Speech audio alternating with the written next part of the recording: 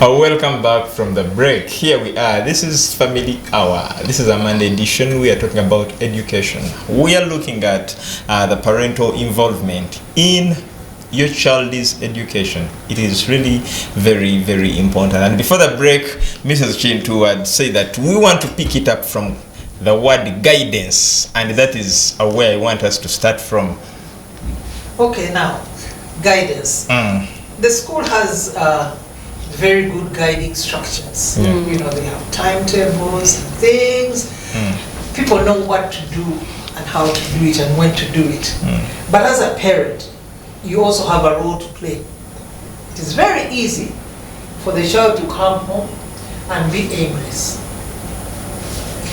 because they don't have that structure which they are used to in place, and here you have not provided for it. It's like I'm sorry to use another language. So, what does it require as a parent? Your responsibility to guide. You must help the child to know how to do something. They may have to do things that are not necessarily done at school. Teach them how to do it. Teach them when to do it. Teach them where to do it. Teach them with whom to do it. You know, many kids come home and all they are longing for, my phone. So as soon as they arrive, the first day they ask you for data and this and that and the other. And then for you think, holiday. So you just unleash. If you don't help to create good guidance on even how to use the facilities that are available for them, that means that you are destroying all the work that has been done by the teachers. You're destroying all the efforts that have been made by the school to give your child a good line of discipline. Correction and punishment I've already talked about, but I want to repeat it again. Every child needs to be corrected, and every child should be punished if they have not heeded to the correction that they have been given. But set some standards. If you do this, I'll do that, and you follow through. We talked about it some time ago. Now know that you still have to do that even when they are growing older, so that they know that there are consequences to every action that they do. But that doesn't mean that you just punish for everything and anything. Because people used to wear double pants and things when they knew it's time for being big. And they did not want to even draw the lessons from it. So know how to. Sometimes the correction and the punishment that you will give doesn't have to be physical. It can be emotional, and they will help to learn very carefully. So I'm talking about the roles that parents need to have. Yes. I've talked about the guidance, guiding them on how to do everything, when to do it, where to do it, with whom to do it, the discipline that must be imparted, and then creating a conducive environment. The child must come home when they are looking forward to coming home. It should be a warm environment. It should be a conducive environment. It should be a secure environment. It should be a setting where they can thrive in their usefulness. But there are people who have cried. I'm sure she knows. There are children who cry when holiday comes. I have talked to children who say, I don't want to go home. Why? Because my stepfather rapes me. And then sometimes we have had to have serious interventions for such a thing. We don't want the child to go back into such an environment. So the only way I can get school fees is if my stepfather uses me. These are things that are happening here in Uganda. So, have you thought about the environment your children are coming to? And is it in line, and does it match the expectations of that child even as they grow up? Create a conducive environment. Let them thrive in their holiday. Let them know how to manage their time. I have 2 grandchildren who are going on holiday on Saturday. So of course I used it in a teasing way. When you go, please play. Forget about the books and play, because you know that next time is a promotional term. Of course I was speaking sarcastically, but I was trying to help them know it's not all about play. You are coming to a promotional term, therefore you must focus on your studies as well.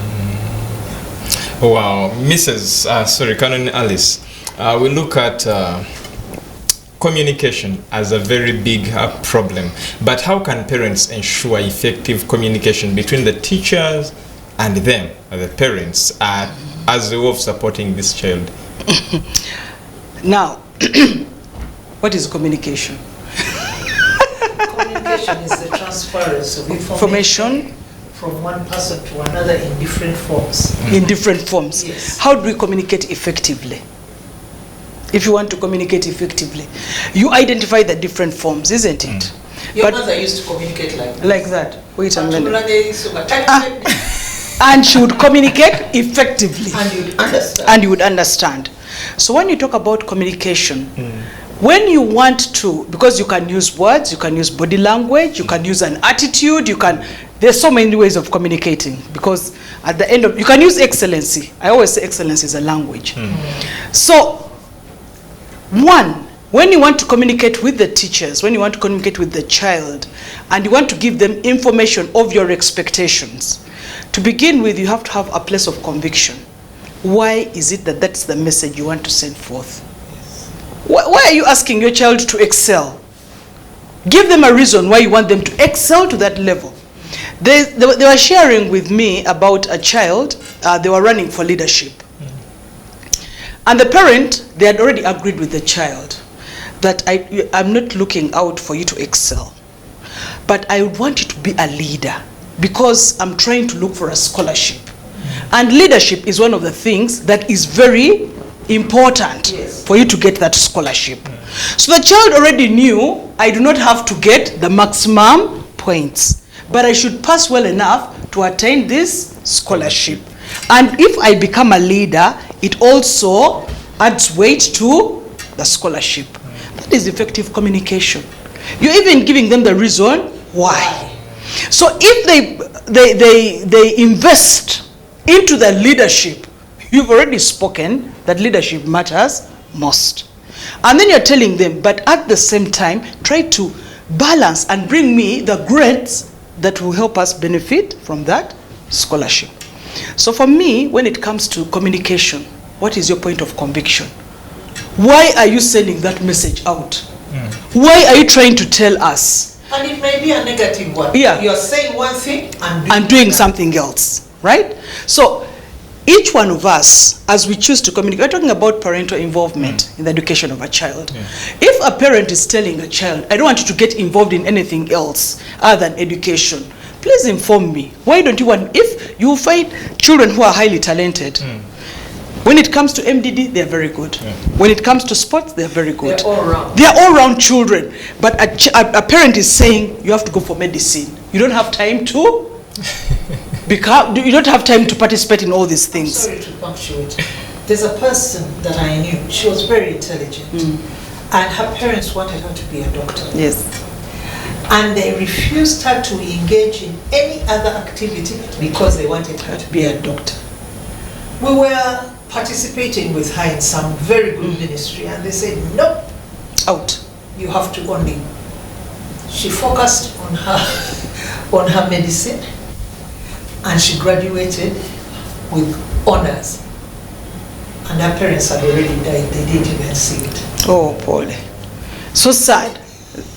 But let me tell you, people do not also have an understanding that all these other skills are not acquired in the classroom environment. They are acquired outside the classroom environment. For example, this probably, if she was meant to be a great public speaker, a great doctor who was going to go out there and share information, it's something that she was denied because a parent did not have an understanding why. If we're going to have parental involvement, come at school, let those teachers explain to you why it is important for your child to be able to engage in, co-curricular. I will tell you, a good child, an intelligent child, being in the co-curricular will not stop them from excelling. They excel all the time. They excel all the time. If anything, they would even excel more. So when we are doing communication, what are you trying to inform us? And what is your point of conviction? Where are you coming from so that we can fully understand? Where you're coming from. Somebody will tell you, for us back in the day, we never had these things. All we did was to read and pass. That is what I know. Excellent. That is what you know. Is it the best? So if you explain to us where you're coming from, then we shall be able to help. May I say something very brief? Please do. Sometimes when we are trying to involve ourselves in our children's education and interacting with the teachers, we bring forth on our plate things that we want to achieve, not what the child wants to achieve. We are more interested in how we will be reflected. It's all about me, it's not even about the child. So parents, while you're there, while we are at it, before you want to engage and involve yourself in your child's education, try to establish what it is, what is their dream, what is their goal, what do they want to see, where do they see themselves, and then walk with them. Don't tour the path that you yourself maybe failed to do, to achieve in your childhood, and now you are saying, it must come through with this, my child. Let us not be selfish. Let us be mindful, in addition to wanting to be fully involved. Let us be mindful that we must have the child's interests at heart. Wow. We have a category of parents who want to teach their children by example. I'll give an example. When a parent takes their child to somewhere, to a class of people which they feel maybe that have not made it in life, they're unsuccessful, and then they say, if you don't study, you'll be like that person. Is that an effective way of really communicating, Canon? Yeah. Very, very interesting, right? Now, as a parent, you may carry this child to a place and you say, if you are like, if you don't study, you end up like those people. I don't think it's a bad thing. Okay. But don't use other people to be the example for your child. Use yourself. Be the highest standard. Let me tell you, when a parent has excelled, the children will follow through. So be the greatest role model for your children. Such that when you say something, they'll believe you. Yes. They'll never doubt that what mommy or daddy is saying is actually true, because you're actually that. Concerning that, I wrote something here. I say, teach your children what you know. Teach them what you know, not what you've heard about or what you have seen somewhere, but teach them what you know. There are some old truths that have survived the test of time. Yes. They've been true 60 years ago, they've been true 90 years ago, they continue to be true. They may shift a bit in the pattern of presentation, but they are great truths. So whatever you know, and you know it has survived the test of time, teach it to your children, so that they're able to carry it. It's like a chain, it's continuous. Don't teach them anything that you have not practiced. Don't demand from them things that you are not able to do. The Bible talks about it. They make people do, they insist that people should do things that they themselves have not done. It's also biblical. So let's only do that. Even if we haven't done it and we want to learn it, let's learn it and then in turn teach it to our children. Okay.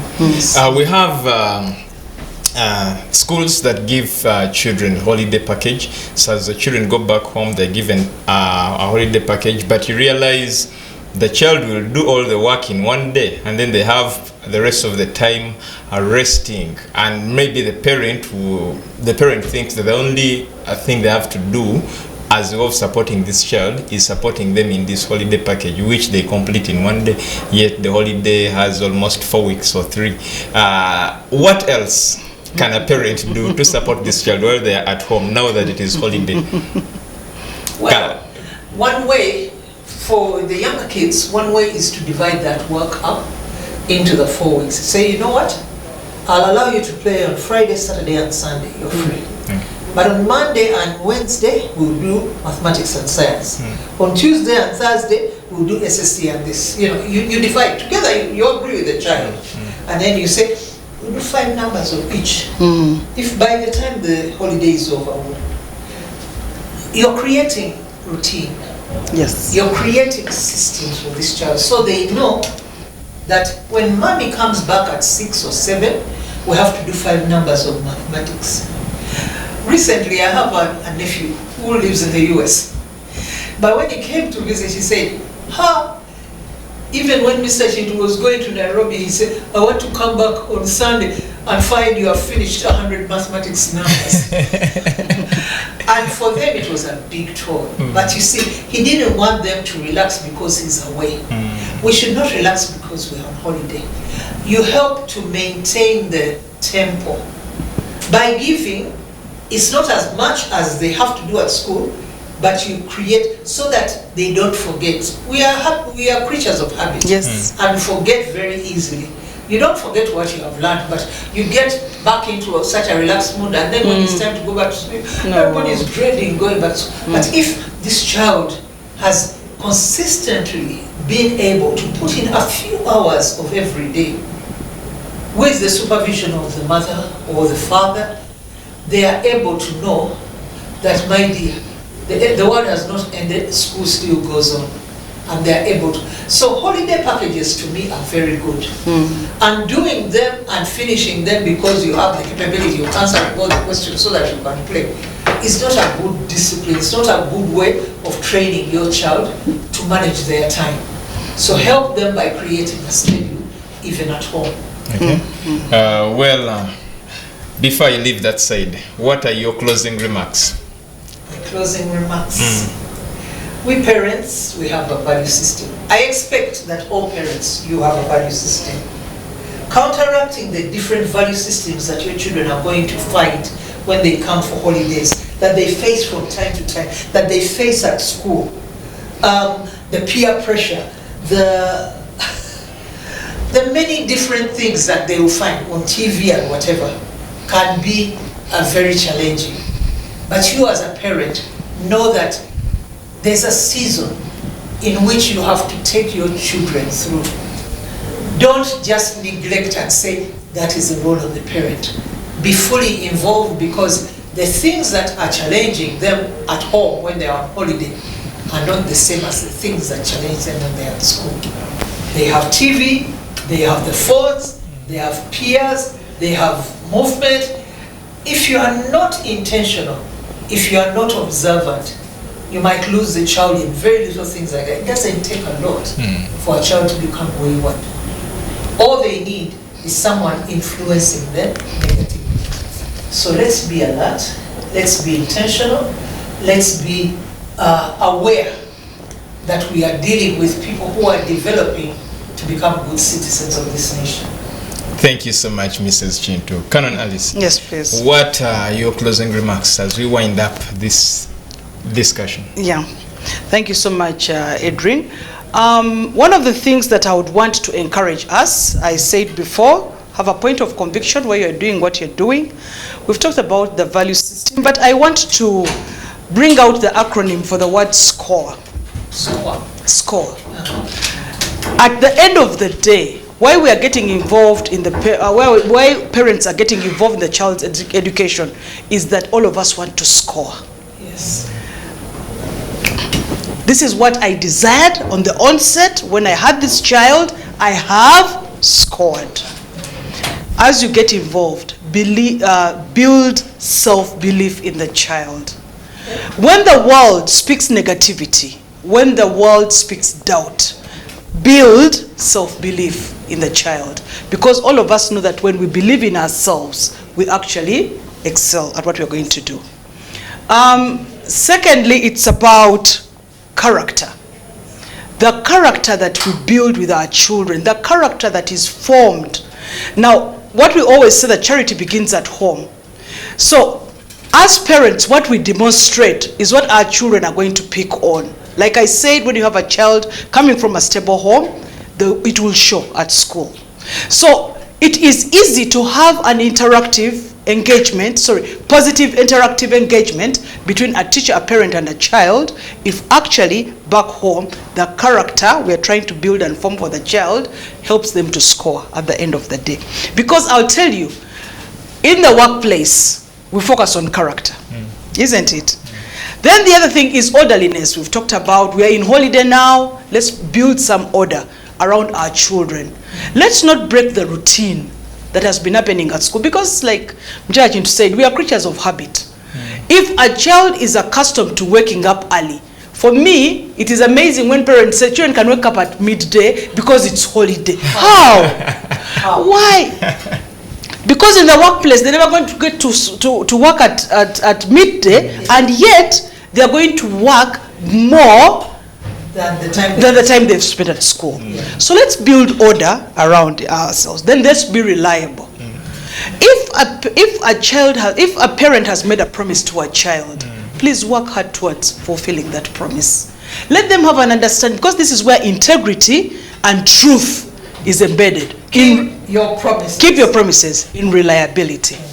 And at the end, let's all be ethical. Let's have ethical practices, so that at the end of that day, our parental involvement in the child's education helps us to score as a team. Wow. We are here to score. We are here to score. Indeed, we are here to score. Thank you so much. This was so beautiful. I think we need another episode on the same as a continuation. We shall talk about that off camera, but thank you so much. And this was really insightful, and we are really grateful to you, our viewer. Thank you so much for watching. I believe this has benefited you more, and you now know what exactly to do with your children at home. Thank you again for watching. Adrian Austin Mukalas is my name. I've worked with Norman and Andrew, but of course very many other people out there, like Alan, who is never recognized. Olivega Alan, thank you so much for the graphics that you do for this show, and very many other people out there. And from the entire team, it's a good night.